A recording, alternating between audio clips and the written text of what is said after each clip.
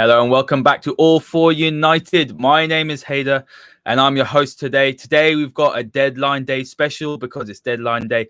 I can't lie to you, I'm not feeling very excited after what we saw last night from Man United. I saw Liverpool lose 7-2, so that slightly took the edge off it. But I can't lie to you, I'm feeling very, very down. But I've got two fantastic guests today. I've got Dale O'Donnell from Stretty News. Morning, Dale. How are you today? Not too bad. Thanks for having me. No problem. It's great to have you on. And Adam Digby, Italian football journalist, in particular, Juventus. How are you doing today, Adam? I'm good. How are you? I'm okay. I could be better. Look, before we sort of, because I don't want to descend into what happened last night. Obviously, we will touch on the United squad. But I'll start with you, Adam. Obviously, you saw the massacre that happened last night, which was pretty awful. And it seems that United are very close to Edinson Cavani now. Cavani doesn't solve things, obviously. Definitely. There's many issues. Exactly. Many issues at the back. But, I mean, is that the sort of performance that would have put Cavani off? I mean, you've seen him from his time at Napoli, obviously, and he was very successful at PSG. But to me, he strikes me as someone who's a winner. And seeing what he saw yesterday must have been a concern. But what is the news there? I mean, is that a deal that looks like it's going to get done? Yeah, it seems as though it's all set for that one to happen, doesn't it? We've had... all the here we goes and everything like that we need to know that this deal's on its way. So it does seem like it is. And Cavani, as well as being a very, very good striker and a goal scorer, gives you the kind of gritty determination. He is a winner, as you said. All of that was so sorely missing yesterday, wasn't it? And he's a guy who has all that in spades. And to me, it's a really good fit, a really good signing for United. And just wonder if he could get Koulibaly to come with him as well. Well, that's something I'm going to keep you here, Adam. That's something that I've spoken to a few people about. And look, United are not sort of, scared to make these last minute big deals. But with Koulibaly obviously on the market still, is there a possibility United could go in, especially after seeing the absolute farce that happened yesterday? And we might as well couple this with Smalling. I mean, he's off to Roma now, isn't he? That looks almost done, doesn't it? Yeah, it does. It does.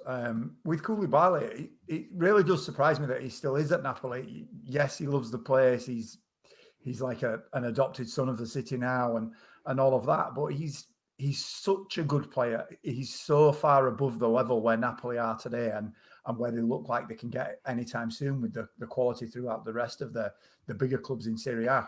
And it really does leave me wondering what is going on with him, really, because we've seen City linked with him for so long. Guardiola's spoken about him in the past, and they're a team who could use him too, and he would fit there perfectly with the way he is on the ball, and he's such a good defender. It really does baffle me that he's still not taken a leap and gone somewhere else yet, and he's exactly what United were missing yesterday, and that's true for a lot of top sides, and it leaves you scratching your head and wondering why nobody's really pushing to get that deal done. Yeah, Napoli are really difficult to deal with in the transfer market. We know that, but not that difficult.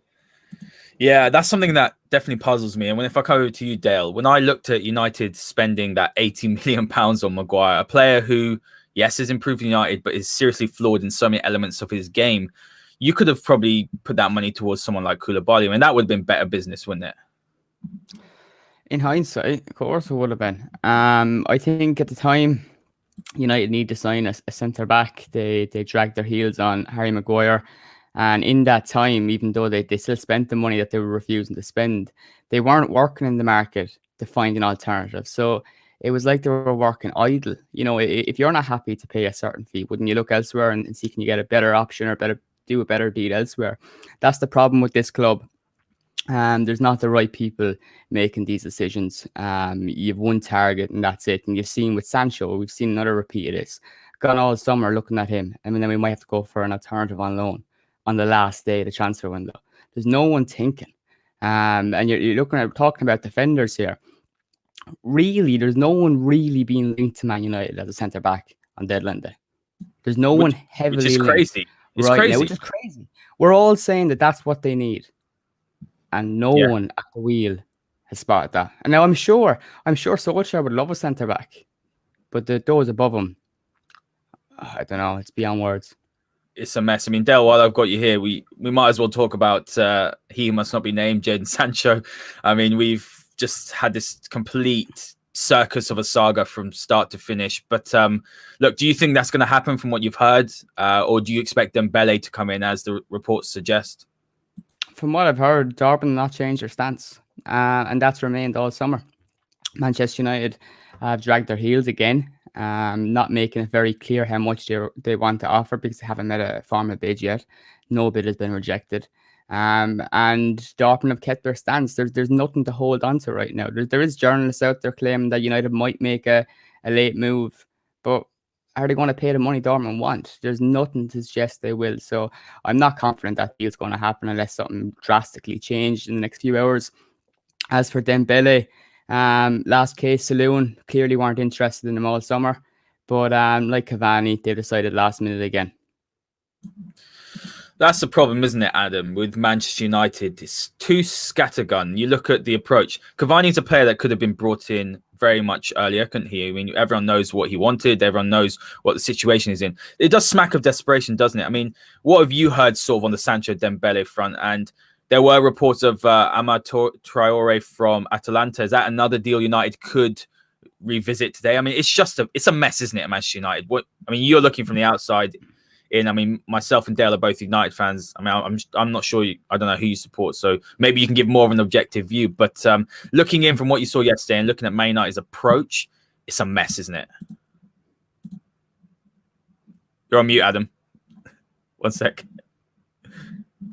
I support Juventus, as you can see from behind me. But one thing I pick up on what you said there, you said United's approach is scattergun, but that implies taking lots of shots and missing. From what I can see, as Dale says, it's one shot or nothing, isn't it? It's Harry Maguire, and then you pay 20 million more than you were not willing to pay to get Harry Maguire.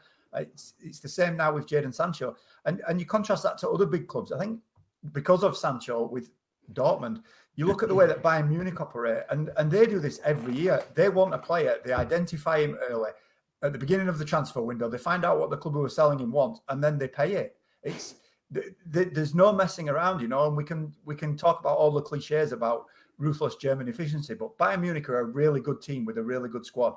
But when they find someone that they want to improve it, usually from Dortmund, they just find out what the fee is and they pay it and they get the player that they want, and there's no messing around. United seem to have taken half of that approach. They've identified the player that they want, whether it's Harry Maguire or it's Jadon Sancho, and then they spend a year not paying the money and then end up paying more a year later or 6 months later. It doesn't make any sense to, as Dale said again, to not have alternatives, to not be working the transfer market. And the other thing that is noticeable to me from the outside looking in is you have these targets, and like, as we've mentioned already, Sancho, and then all of a sudden, out of nowhere, on 2 days before the deadline, it's Edinson Cavani. Now, I've not watched as much of Jadon Sancho as a lot of other people, but he's not Edinson Cavani, is he? And all of a sudden, that's the player that you want to sign. Yeah, and it doesn't make sense. It's because he's available, isn't it? That's the only thing you can say, is because it's not like United have been linked with another player of Cavani's style and stature and type. It's just, well, we can't get this attacking player we want, so we'll sign another one. And it doesn't make any sense at all. And it's the same in defence. There's no players linked, as Dale said, but Koulibaly's been really, really good. And the one player I would argue was better than him in central defence last season is Chris Smalling. And you've already got Chris Smalling, and there's no hint that he's going to play. They're talking about trying to sell him to Roma, but they're not really rushing that through either. I mean, a journalist who I know quite well, who works closely with Roma, spoke on Friday with a member of the new ownership at Roma, and he said that the only way you can describe dealing with Manchester United for Chris Smalling as being farcical. And is there really a better way to sum it up than that? I saw that. Was that John Solano that posted? John Solano, yeah. He's very reliable when he comes to Roma, isn't he? I mean, it's a joke, isn't it? I mean, look, when you look at Chris Smalling, I want your honest opinion on him, because I know myself, I'm not sure about Dale. I'll come to him in a second, but I don't want Smalling back at United because it's kind of, we've seen what he can do at Man United. It's not that he's a bad defender, but he's gone to Italy and he's completely flourished. He's found a style of play that suits him. He was fantastic last season. I watched him. Yeah, you're right. He was probably up there in the top 2, top 3 centre backs. But what is your view of him as a player? And do you think United should be bringing him back after what you saw yesterday? No, I don't. To be honest, I think it's one of those things, and I think as football fans and football watchers, we have to be very careful of this. Chris Smalling has struggled at United. He's not shown his best. He's been sent on loan to Roma, and he's found a club, a manager, a team, and a city who fit him perfectly. And they've brought the very, very best from him. And that's not something that you can replicate. Oh, well, drop Harry Maguire and play Chris Smalling, all the problems are solved. It's that whole situation at Roma has just been perfect for Chris Smalling, and they've found a way to bring out the best of him as a person, as a player, the whole package, and that's why he's desperate to go back there. That's why they're desperate to sign him again, and the fact that United can't even manage to get that deal done speaks volumes about how things are going there. But yeah, it's not something that he could do at Manchester United. It really is. It's not that, oh, well, Serie A is much slower, it's much easier for him. I think the explicit and detailed tactical approach of Serie A and of Paulo Fonseca in particular as a manager at Roma, everything he's asked of Chris Smalling is fully capable of. They've not asked him to do anything he can't do. He's not having to charge around and cover for people who can't do their own jobs. He's doing his job. He's sticking within that, and he's doing it very, very well. And it really is that perfect blend of the right guy in the right place at the right time. And it's not something that you could transfer to Manchester United and solve the problems that we saw yesterday. That's a fantastic analysis. Something I want to pick up on, which you said, and I'll pass it on to Dale, is that there is a lot of disrespect, isn't it, when it comes to different leagues from Premier League fans. And what Adam says there, it's very well known that Serie A might be slower in tempo, but tactically, I think it is very, very advanced compared to the Premier League. And when you saw yesterday, Dale, when we look at that defense, I mean, let's say Alex Telles comes in, which it looks like Fabrizio just tweeted that he will be coming in, medical pending. But looking at that situation, we saw how many times Luke Shaw was pushed into middle. But does it matter who we bring in? Is it a tactical issue that we've got at left back? Because it looks like Telles will come in much better going forward. Defensively, I've seen him. He's not as strong as he is attacking wise. But surely then it's not really the personnel that comes in. It is also, when you look at the way that they set up, it was a bit of a joke yesterday, wasn't it? Oh, yesterday was definitely a joke, but in a transfer window, you can't reflect on one game. I think these defenders are making very, very basic mistakes. Clearing their lines, being asleep at the wheel. These are very basic mistakes, and I don't think you put it down to tactics. But as for Serie A being tactically more advanced, yeah, I don't really agree with that. I think the style might suit Smalling more. It's no discredit to Serie A. It doesn't mean the Premier League is better. But you have to look at it if their tactics are that much advanced. In the Champions League in the past 2 years, the Premier League teams are doing very, very well. The problem with the Smalling deal is I don't think Man United are outpricing them at all. I think that the figures that are there are quite good for a player that really, really impressed in Serie A last season, and a player that wants to go. I think the problem is Roma haven't paid the money. They've dragged their heels too. And I think United are now in a situation where had they sold him earlier in transfer market, they might have been in a position to sign a centre back. Now they've left it so late. I don't think they are really in a position where they need to push it. Smalling is a good professional. I feel sorry for him that he hasn't got his transfer because he wants it, and he as Adam said, it was a city that really suited him. It was a club that suited him, manager, everything just suited him. He was at his best. But at the end of the day, United can't lose players and then not replace them, and they've buried themselves in that hole. But at the same time, had Rona got the deal done earlier, I do believe Man United would have signed a centre back. Yeah, I agree with that. And Dale, while I've got you here, Simon Stone has just tweeted that Ousmane Dembele is unlikely to happen as Barcelona want a permanent deal while United want a loan. This is really shaping up towards a deadline day bid for Jadon Sancho, bid rejected, go to the championship market next week and get Malang Sarr, who actually I quite like. I think he's a good player, but is that something you can see as well? Can you see Sancho happening? And I'll ask Adam the same question, because that is $1 million question. You could imagine United are waiting till deadline day. And this is how cynical I've become, that they're waiting for deadline day to come. They'll get Sancho in, and then the fanfare and Twitter will break. They'll get all the clicks they want, because at the end of the day, that's what United's owners and that's what the board want. It's more about the commercial objectives rather than the footballing objectives. I think if they could do that by not spending the money Dortmund want, it'd be a great world and everyone would be happy. But you have to look at this realistically. Manchester United are a club that in the past they've happily made bids for players that they knew would get rejected. And if they do that today, they deserve all the backlash they'll get. It's so ridiculous nowadays. Like, what is the point? As Adam said, the way Bayern Munich operate, they find out how much the club want, they pay the money, it's done. There's no circus, there's no drama, there's no months of waiting for this sign to come. Will he come? Won't he come? It's done. You know if Dortmund or Bayern Munich are chasing the player or not. I'm not confident on the Sancho front. Again, like I said, haven't seen anything that suggests they're going to spend the money that Dortmund want. And as well as that, the Dortmund have been saying all along, stance is strong. He's not for sale. Yeah, agreed. Greg's got a comment here. Yesterday's game really says a lot about United this season. A centre defender. I completely agree. Adam, I'm going to I'm going to ask you a two-part question. One, do you think Sancho happens? I mean, you've obviously spoken to people, journalists in Europe. What is the sort of consensus there? And we look at obviously your beloved team Juventus. It looks like Chiesa has been linked. I mean, surely not United are going to go and take Douglas Costa off your hands on deadline day. I think I'm mute again, Adam. With Sancho, I think it's just pay the money, isn't it? Like, there's no... We can sit here all day and say, yeah, maybe not. But if they pay the money that Dortmund want, they'll get him. If they don't, they won't. Dortmund have made it that obvious all summer. And that's the way that Dortmund have always operated. They find these players, they turn them into stars, and if somebody comes and is willing to pay what they want for them, then they'll happily sell them and then move on to the next one. And they've done that over and over and over. United have dealt with Dortmund before, haven't they? You know, it's not a new thing. Several times, yeah. Yeah. Kagawa, Mkhitaryan. We know what to expect. We know how it works. Pay the money or don't. Adam, to let it drag on this one, crazy. Adam, are you suggesting that they only sell as duds? No, I'm saying that United on the chase, perhaps. I don't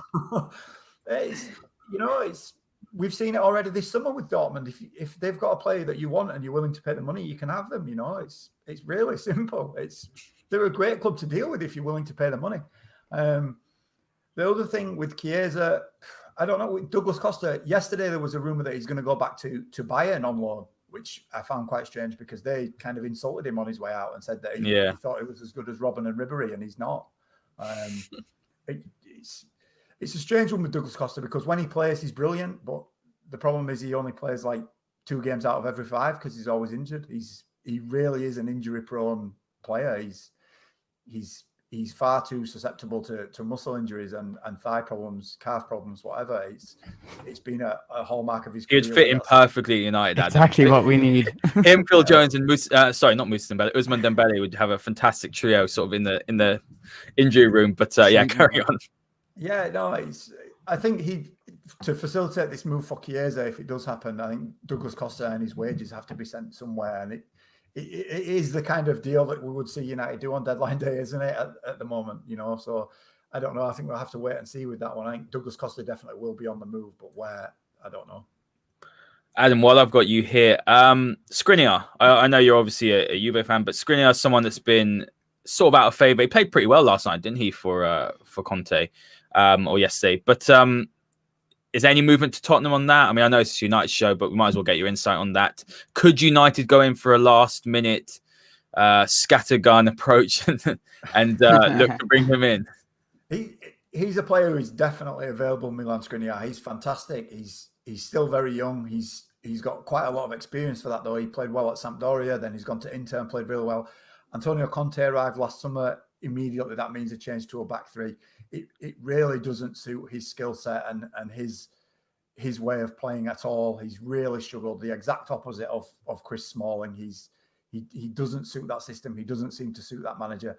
Inter have spent a lot of money this summer to give Conte the squad that he wants, and Skriniar is clearly a player who's on the outside of that.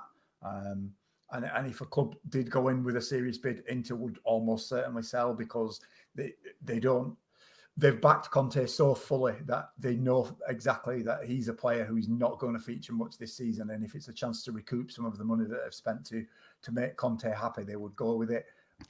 Adam, regarding Skriniar, United need a centre back alongside Maguire with pace. Does he? Yeah, that's something I worry about. Does he come to the table with that? Because I've seen him play. I've seen him shoot out Messi in the Champions League previously, and a few years ago. You know, there's no one questioning his defensive skill set.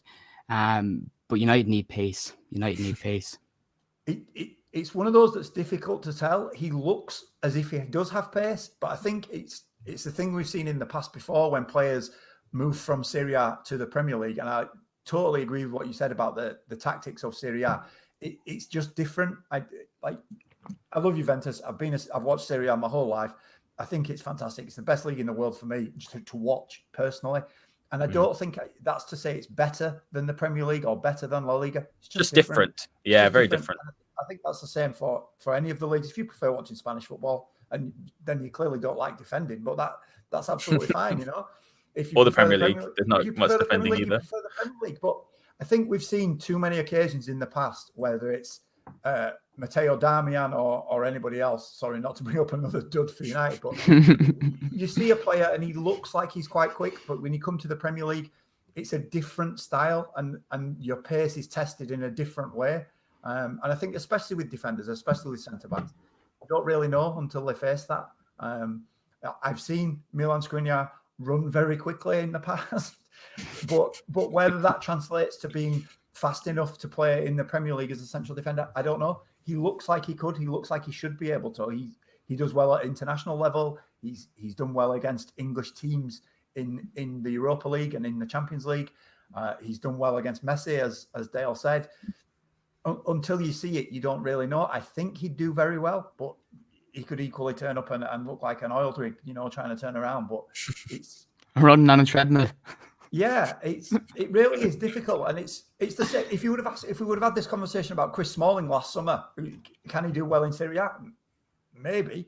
Would he be the best defender in Serie A? None of us would have said yes, but then he was, you know, and it really is difficult to see how those different skill sets translate in different leagues. I think Skriniar's got enough pace to play in the Premier League, but I wouldn't bet my life on it, but I wouldn't bet against it either. It really is tough to say, and I know that's completely sitting on the fence, but I think that's one of the things that, again, as football fans, football watchers, you have to be aware of, that these leagues are so vastly different that a player who looks fast in the Premier League can be made to look slow in Serie A, and the same the other way around. It's not Serie A slow, Premier League's fast. The pace is just, it's used in different ways, and it's a totally different thing, and until you see it, you don't know. And it depends who your manager is as well. I mean, when you talk, Dale, we spoke, didn't we, off camera, and there were massive concerns yesterday. I know you shouldn't be reactionary after one game, but there does seem to be, with United, sometimes there is a lacking patterns of play, which we see a lot. It's a lot of reliance on individual brilliance. If United don't score the first goal, I mean, we did yesterday, we saw what happened, but there is that sort of, United do struggle to break teams down. I mean, something here that Greb said, a comment here, we don't have any good plan. Our scouting system sucks. I mean, look, I actually think in the past 2 years, I mean, straight to the point, fair enough. I think in the last 2 years, United's recruitment has been better than what it has been the past 7 years. Greg says here at this point, I mean, it's the same old, we're banging the drum about the director of football, isn't it, Dale? I mean, I still wonder what happened after Sir Alex. What happened is people who aren't footballing men took the footballing positions, and they're here for the profit. They're not here for the football.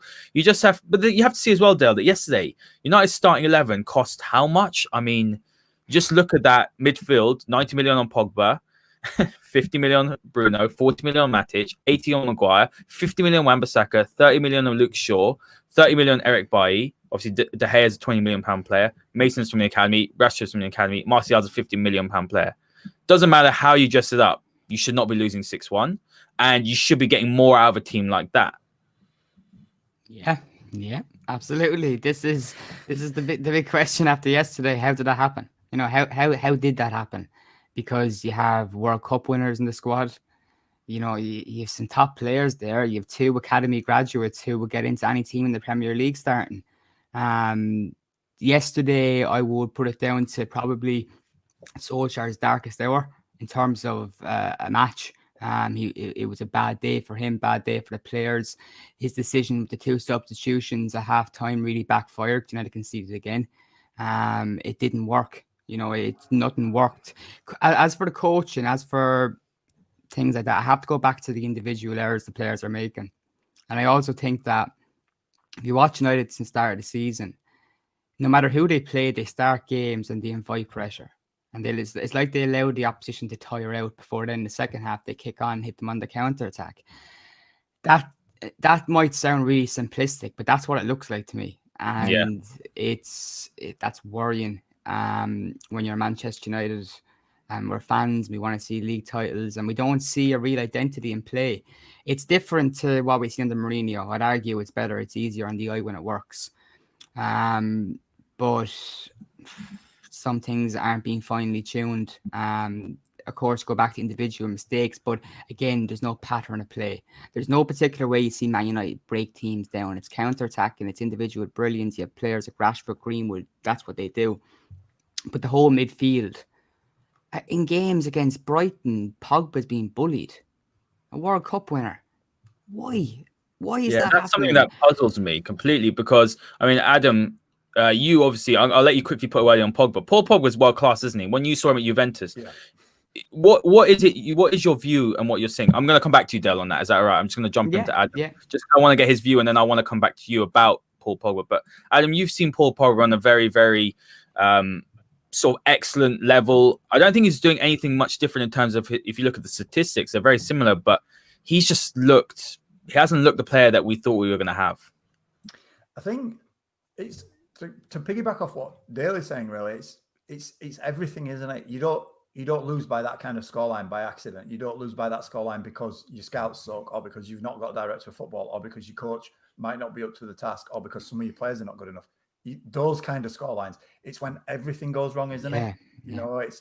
I mean, the guy with the comment about the scouting, we don't really know because who are United scouting? It's impossible to say. The problem is coming with signing the players, isn't it? That's not happening. Then they're clearly not being coached properly. And ultimately that rests with Solskjaer, whether he's the one doing that coaching or it's assistant coaches, members of the coaching team. They're not being coached properly. That responsibility falls with the head coach. And then players are making individual mistakes too. Like, it's not Solskjaer's fault that Harry Maguire decided to pull Luke Shaw over and leave Tottenham with a tackle. You know, that no amount of scouting, director of football, coaching, nothing's going to fix that. That's an individual mistake.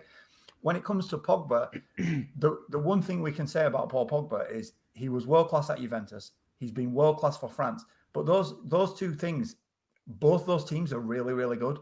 They're fully functioning, very well coached, successful teams. And that's not the team that he's playing in on a Saturday with Manchester United.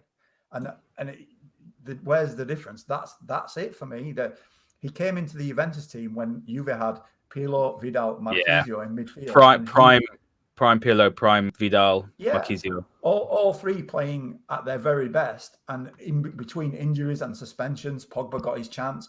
He convinced Conte at one point to play 3-5-1-1. And he played just behind a striker.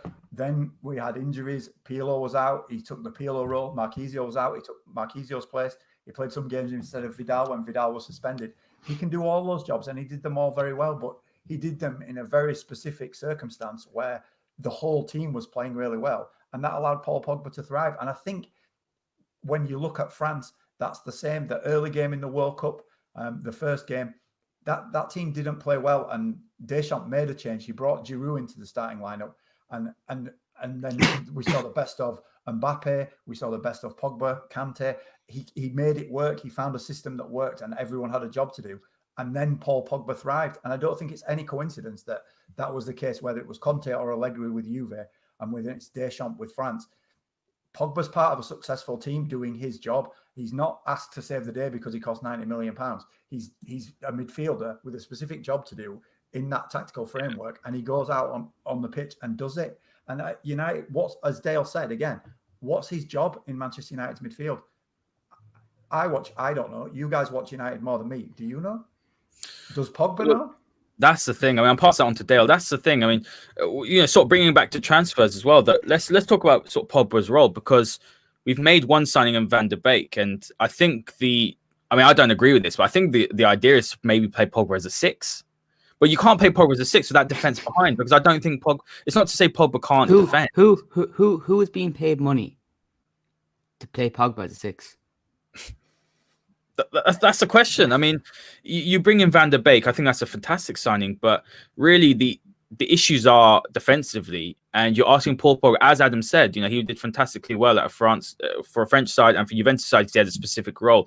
Pogba's come in, and this is a problem with United's transfer business, is that they bring players in, and then they're like, well, all right, what do we do with him? And that's the case we've had with Paul Pogba for years. All right, we bring in Matic to unlock him. I mean, it's nonsense.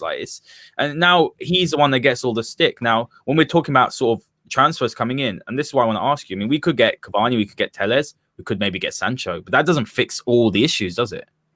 No, we're told that there's a strategy in place, that they're building this team.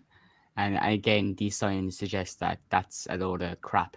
Again, the Pogba signing, you have to look back at it as terrible business for Manchester United. They signed a player who, Adam, I totally agree with, is a world-class player. Fantastic midfielder, one of the best in the world. But did he fit into what Manchester United had at the time? Was it worth spending that money on a player who didn't fit into that structure, didn't have the team around him built to do his job? That's the whole thing we expect. I remember reading when Pogba signed, can he come in and do a job like Yaya Toure? From people who probably never watched Pogba play for Juventus. He's not one of those players. Yeah, he's big and strong, but that doesn't make him one of those kind of players. His attributes do not suggest that he should be playing that role. And as Adam said as well, we don't know what his role is in midfield. He just kind of, his name is on the team sheet. He plays midfield, but let's not just build this whole defense around Pogba that he's this poor soul. When you come for that money and you talk about coming back home, at least show a bit of pride on the pitch. His attitude at times is the reason why he gets so much slack. And I'm not saying the abuse he gets at times is right. It's not. It can be a bit much at times, even from the media. But his attitude on the pitch is not good enough. He's one of the players that, at his age, the young lads should be looking up to. And yesterday wasn't the first time that Manchester United fell behind in a match and looked lost on the pitch. There was times when Solskjaer first came in towards the end of that campaign where we all completely fell apart, and it was as if the players didn't care. And I thought that was the case yesterday. There was no fight. In fact, they actually showed fighting about 20 or 15 minutes in time when the game was lost. Oh, guys, did you wake up? Yeah, when then? Fred and McTominay were the ones really, I think, that were showing that. Like all those and they're not players, good enough. They're not good enough. All those players, they're all pretenders. Pogba's a pretender, prima donna. All of them, they're not fighting for the shirt, and they talk about their love for Solskjaer and stuff. And look, question marks for Solskjaer, question mark for every single one of the players that played yesterday. Big question marks for the board, question marks for everyone, because you could see yesterday, and I'm not the only person that feels emotionally attached to this. You heard Evra, you heard Neville, everyone's heartbroken over this. It's not just a football club. It's not just or people say just a sport. The people this means an awful lot, like. Yeah. And the thing is, right? The thing is, when you question it, the club might scratch their head and kind of wonder, oh, that's not the angle that we might like. But that's how we feel. You're playing with people's emotions, and people are going to get angry. And the players as well. Everyone needs to look at themselves. Pogba, not just naming Pogba, every single Harry Maguire, captain. They can all come out on social media and say, sorry, I couldn't care less. Don't say sorry. Yeah, that is something that really annoys me. I mean, I'm going to pass on. Dale, that is, I completely agree. Adam, I'm going to pass on to you because obviously, you're both journalists, but you work more on sort of the European side. What is United's reputation, amongst the other European clubs when it comes to handling their business? Because I'm just a fan. So when I look in, I see incompetence. I see arrogance because they look to lowball people with pricing. They know what Jadon Sancho, they knew it was 120 million euros. They know what they have to do. To wait to the last day to try and lowball them, it's just arrogance and incompetence, amateurism. I mean, what is the reputation? Because they don't operate like a Bayern Munich or a Juventus. I mean, I know Juventus currently they're going through a rebuild, but they were one of the best at buying. I think Juve have probably moved away from that, what they did really well. I think they have gone towards more of a Galactico. But, maybe you can expand on that at another time. But, what is United's sort of reputation in the market? It goes back to what, it is. It goes back to what Roma was saying this weekend, doesn't it? About it being Farskell dealing with them. They've got Chris Smalling. They know how much it is. And I do again, agree with Dale. Like, Roma know the price. They can get it done. they're obviously trying to get a better deal, and you can't blame them for that, and you definitely can't blame them for it when they're dealing with a club who eventually, we know, when deadline day comes, they'll give in anyway. You know, it's always been, it's been that way for quite a while, hasn't it? And I think that it's not being spoken about publicly by anybody. But if Roma are turning around and telling a journalist that they think the situation's farcical, you can only think what some other clubs think, because Roma have not been greatly run themselves over the past few years. So it does speak volumes to me. I think I have to echo Dale's comments as well about players apologising on social media. As a Juve fan, I watched my team finish 7th 2 years in a row, and every loss was the same. You get nauseating. You get players coming out and saying, "Oh, I'm sorry, we'll try really hard." It's like, no one gives a shit. Do it on Saturday. You know, show that with the way that you play, show that with the way that you are on the pitch. And it is easy to target somebody like Pogba. He's made himself so high profile. He's made himself such a instantly recognizable figure. And it doesn't help as well, because the way that he plays, when everything goes great, if you read something about a match review from United or from France or even at his time at Juve, the one thing that it always comes back to with Pogba is it's effortless. He makes it look easy. That's just the way that he plays. And then when he's not playing well, then he's effortless again. And that's not a positive thing. You know, that's his style. And it lends itself to write these wonderfully lyrical, descriptive passages about him when it all goes great, and you can say he's effortless and he does it without trying. But then when it's not going well, it's really easy to say he doesn't show any effort and he's not trying, because that's how he plays when it's going well too, you know. And that doesn't excuse yesterday. That doesn't excuse his poor performances. It is a reason why he's easy to identify and easy to criticize, because he looks that way even when he plays well. So when he's playing badly, it's even more obvious. I think a lot of these players do need to have a look at themselves. You should be able to give a basic level of commitment and ability and impact, even with bad coaching, you know. Yeah. And you look at that United midfield, and we don't know their jobs and blah blah blah. But if you look at Bruno Fernandes, Paul Pogba, and Matic, that should work, right? Even three big internationals. Yeah, the balance should work as well, because you've got someone sitting. That's what I mean. It's not just like you were saying before. You pick these players. Well, then where do they fit in? Those three together, that actually fits. That works. Yeah. If even with one of us three coaching, those three guys should be able to go out and not lose by 6, right? Yeah. You know what I mean? That's a midfield that works. Even if they just put their heads together when they come out on the pitch and go, forget what that guy said, let's just do this, they should be able to figure that out. And I think, as somebody looking from the outside and watching the pain on Dale's face while he's speaking just then, that has to be the thing that really hurts, is those players. They should be able to go out and give a performance that it doesn't matter. Yes, there are times when you come up against a team, and playing a Jose Mourinho team when he's coming back to Old Trafford with a point to prove, yeah, obviously, maybe Solskjaer gets out-coached. Maybe Harry Kane and Son have a great game and open you up and score goals. But to lose by that margin, that's unforgivable, isn't it? You know, that's players not doing as well as they could do in spite of the circumstances around them. It's not bad scouting. It's not a bad director of football. It's not bad coaching. That's just players not doing their best. And I think particularly in midfield, and I think you can put all three together and make them equally culpable.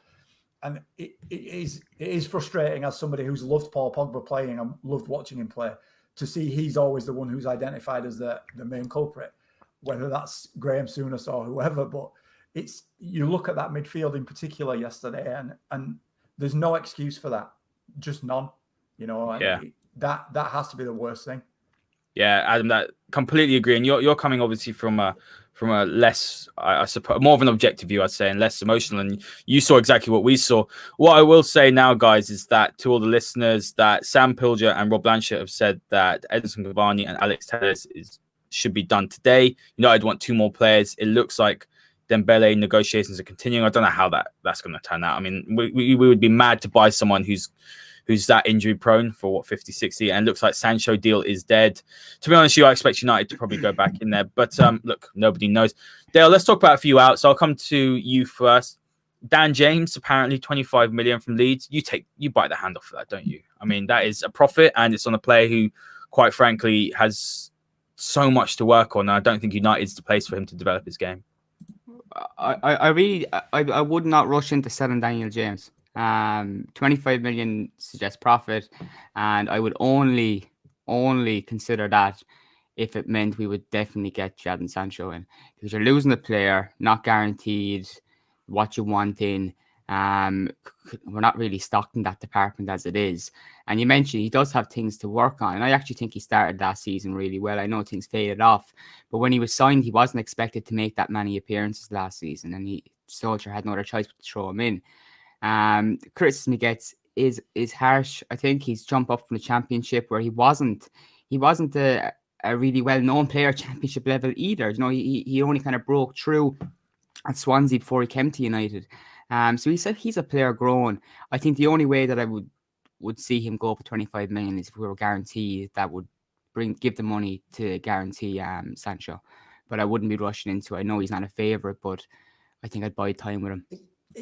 Sorry, is that not a deal as an outsider? That's a deal to me where you've got this young player, you've brought him in from a lower league. He's not developed as you would expect because Man United is not the place to do that. That's not. Yeah. It's not the place you come to fine tune your game, is it? It's it has to be the final destination.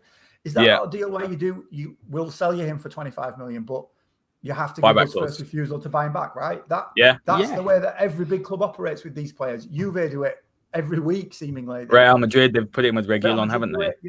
And that because you've obviously identified something in the kid to go and sign him in the first place. Okay, you've not seen it yet, but if he goes to Leeds and plays really, really well, surely you want to be able to get him back. Yes, 25. He probably will, Adam. He probably will because he's got a fantastic manager in Bielsa. And this is the worry. And I mean, that's the thing. You've got. That's the problem. If someone like Bielsa is saying, look, I'm not high on Dan James. I think he's got a lot to work on. And I think a loan would probably be the best thing. But if 25 million is coming in, I mean, maybe that's short-termism, but I would have taken it. But you look at if someone like Bielsa wants him because he's got a system of style of play, then that means that he knows exactly how he's going to use him. And I just don't think that Solskjaer really knows how he's going to use Dan James, and also the pressure of having to have results now. I mean, I'll pass this on to Dale because it looks like you want to say something. But look, he'll probably go, if he goes to Leeds, he will go to Leeds. I mean, firstly, what are the chances of him going to Leeds on deadline day? Because I think United need to sell before they can buy. We know that. But say he does go to Leeds. That's it. That's the problem in itself. If they buy, what Adam said, absolutely. The problem is you mentioned the clubs and how they work, Bayern and so on. They get the players in that they want to buy. So Manchester United cannot sell Daniel James and end up with nothing on the right flank on deadline. They just can't do that. And I totally agree. He's a player that could be seen as profit. Brought him in from the Championship, it worked. He might not work out at United. Sell him on to Leeds for profit, brilliant. But that doesn't work if you haven't got an answer when you sell him. And we're running out of time. And that's why this should have been done a lot earlier. Why didn't Manchester United put feelers out a month ago? We ran an exclusive on Straight News 2 or 3 days ago with the Leeds owner who confirmed interest in Daniel James, but said that he didn't think that they get the deal done before deadline day and that Man United would not sell him. So they are interested, actively interested. So United know that. Why wasn't this done a month ago to facilitate the Sancho deal? These are the questions we're asking now on deadline day. That's the problem, Dale, isn't it? That United, how can you go to deadline day with one signing? You're going to go and rush around, scam around, do all your business? I know there's this idea of COVID discounts. It makes me so angry. But what discounts? Because all the teams that you're going for, they're going to ask for the same money. Dortmund don't need the money. And it's just going to be a bit of a fast today, isn't it? We're going to be scrambling around. And we'll have Douglas Costa, Adam. That's the thing that's going to happen. The thing is, and people need to realise, there's a specific pool of player Manchester United are shopping in, are looking for. And they're going to cost big money. That's the reality of it. And then they're shocked every year when they have to spend big money on one player and they argue about not being able to facilitate other signings. It's a load of rubbish. The same thing, ding dong, every single year. They could be wiser. They could spread their scouting network out and get cheaper signings, find hidden gems. They don't do that. So there's no... Manchester United have run out of excuses. There's no excuse that will work anymore. It's interesting too that Woodward has pushed back the revealing the figures, the annual figures, till after the transfer window too. They're going to be interesting, and it'll be all about the COVID excuses. But again, hasn't stopped Chelsea making signings, hasn't stopped Spurs making signings, but all of a sudden it's stopping Manchester United. And you look at our revenue, That doesn't make any sense whatsoever. You've got to, I mean, being cynical, you've got to think, there's a certain Maurizio Pochettino waiting for the management. No, honestly, I mean, I'm not saying that's what I want, but you got to think that, that's the way Woodward operates. He did the same with LVG to get Mourinho. I was talking to him 4 months earlier before he got sacked. It's just the way he did. And I can imagine he probably would have been on the phone yesterday being like, look, hi, hey Poch, how are you? What you been up to? So, Adam, I'm going to come to you.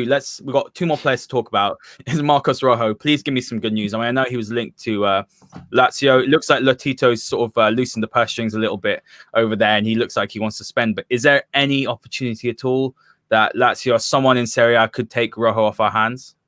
I think Lazio are still trying to get over the fact that they haven't signed David Silva.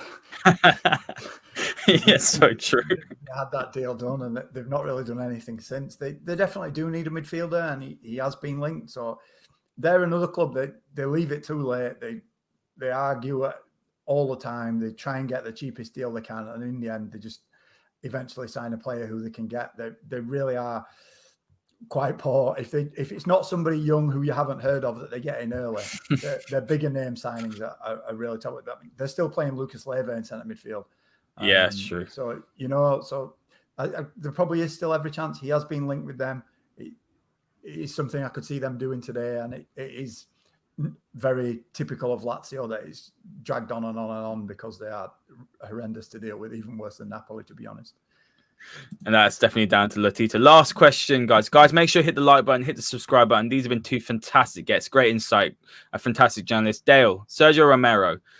Look, you're looking at the way Everton are playing. They've got Pickford in goal. And if you said to me, we give them Romero, I think it automatically pushes them up towards title contenders. I mean, you're just strengthening a rival. But he's definitely a player that's been a bit hard done by. He's been fantastic when United have called on him. You have probably embarrassment of riches in the goalkeeping position. You've got David De Gea, you've got Dean Henderson now. But United, if they needed the money, I don't want to go into why we need the money because we know about our revenues. But if they needed the money, surely they should have got Romero out weeks ago, months ago, because they know he's third choice. Why are we waiting till the last day? And he's probably not even gonna. He's unhappy as well. He didn't play in the final. So what is going on? I mean, do you expect him to go for even 8 million? I mean, that's a steal for anyone looking for a very good keeper, because I think he's fantastic. I think he's a fantastic keeper, and I feel sorry for him. Well, a lot of the players that have been linked to it exist Manchester United. There's been lots of interest from clubs in them, but that's only interest, as we've seen with Manchester United this summer. There has been very little activity in terms of clubs making moves for Manchester United players. So Romero's future again is very uncertain. I know a lot of people kind of say he's been hard done by, but I don't think so. I look back to last season when De Gea was having loads of problems, and I always wonder why wasn't Romero banging down Solskjaer's door asking why he wasn't playing. He was coming into games, keeping clean sheets and doing well. He had every argument to do that, and I don't think he did. I don't see that from him, so he was quite happy to be second choice.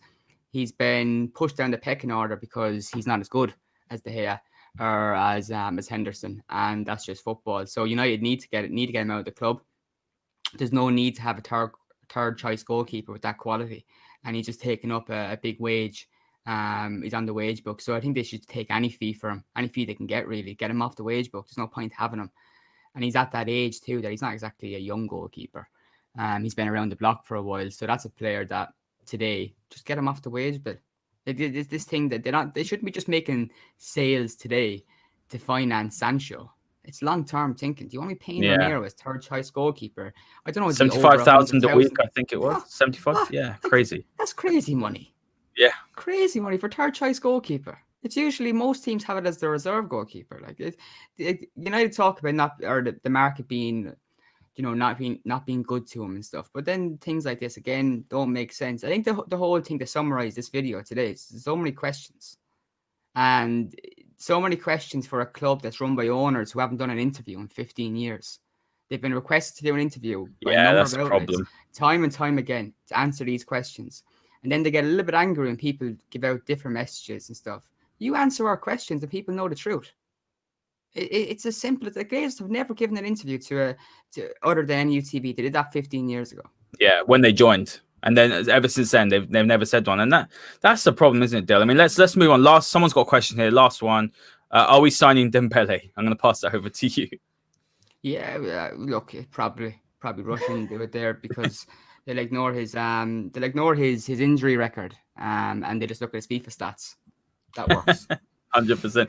I'm going to come to you, Adam, for the last word on Sergio Romero. Any interest in Italy? Look, honestly, Adam, you know what?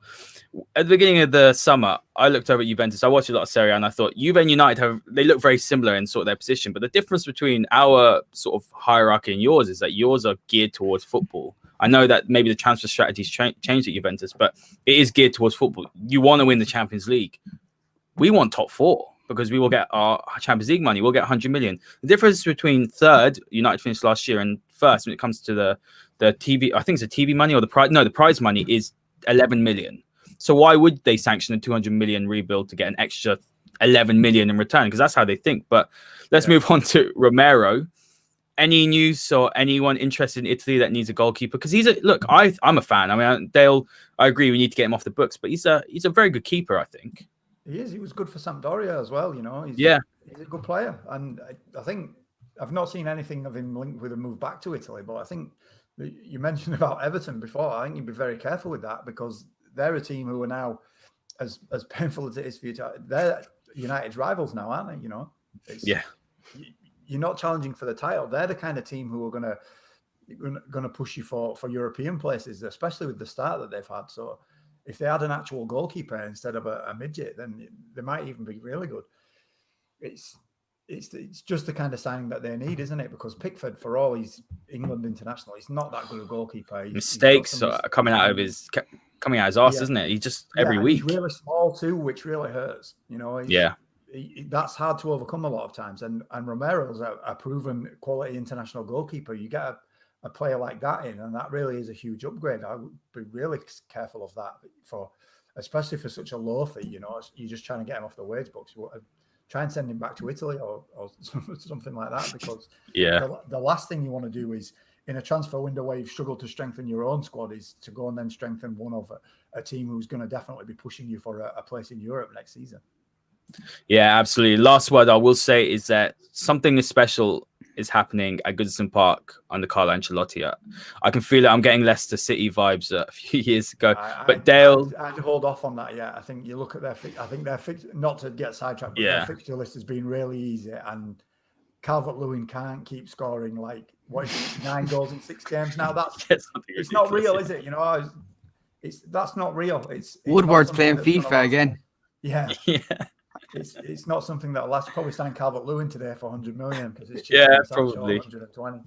We were linked with him at the beginning of summer for 45, and I laughed. But he probably wouldn't be a bad option. But I'm gonna look. We can't end without talking about Jadon Sancho quickly. It's just gonna be a yes or no answer. Dale, do we sign Jadon Sancho? Yes or no? No. Adam, do United sign Jadon Sancho? Well. I just don't see the fact that when the way that they're speaking about coronavirus impacting club finances and all of that, I don't see why. To be honest, I don't see how, when you knew the price was 120 million at the start of the summer, I don't see how you can justify giving that amount today. And Dortmund are not going to do it for less. So for me, it's not going to happen. But by the way, as well, they're spending 100 million today, 120 million. Sign a centre back. Yeah, I think so. And someone I spoke to yesterday did say to me he wouldn't be surprised. I mean, United have a very strong interest in Upamecano. He wouldn't be surprised if United did go back to, and I'd be delighted with that after seeing that absolute shambles at the back. I think that would probably be the most sensible thing.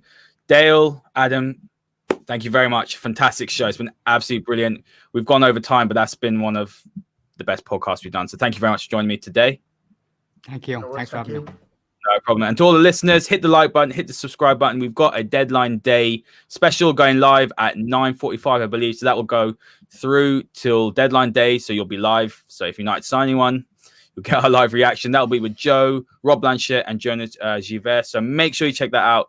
Hit the like button, hit the subscribe button, and we will see you this evening.